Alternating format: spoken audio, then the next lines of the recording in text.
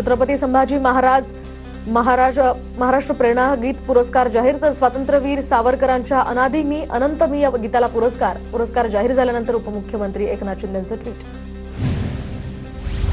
2026 पर्यंत स्वयं पुनर्विकासासाठी आता येणाऱ्या प्रकल्पांना व्याज माफी। मुख्यमंत्री देवेंद्र फडणवीसांची मोठी घोषणा। तर स्वयं पुनर्विकासामध्ये कोणीही खोडा घालू नये, फडणवीस यांचा अधिकाऱ्यांना इशारा। काही लोक मराठी माणसांसंदर्भात फक्त बोलत राहिले पण काहीही केलं नाही, नाव न घेता मुख्यमंत्री फडणवीसांचा उद्धव ठाकरेंवर निशाणा। मंत्रालयातील संरक्षक जाळीवर उड्या मारत आंदोलन, तर पोलिसांनी उडी मारणाऱ्या आंदोलकाला घेतलं ताब्यात। महसूल विभागात काम करत होत नसल्यामुळे तरुणाची टोकाची भूमिका।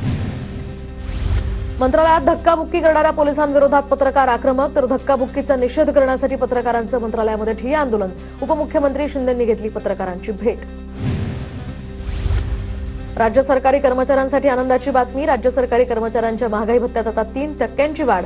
फेब्रुवारी महिन्याच्या वेतनात मिळणार थकबाकी। बारामती आणि परळीमध्ये नवीन पशुवैद्यकीय पदवी महाविद्यालय स्थापन करण्यास मंत्रिमंडळ बैठकीत निर्णय। तर दोन्ही कृषी महाविद्यालयांसाठी प्रत्येकी 564.58 कोटींच्या निधीला मंजुरी।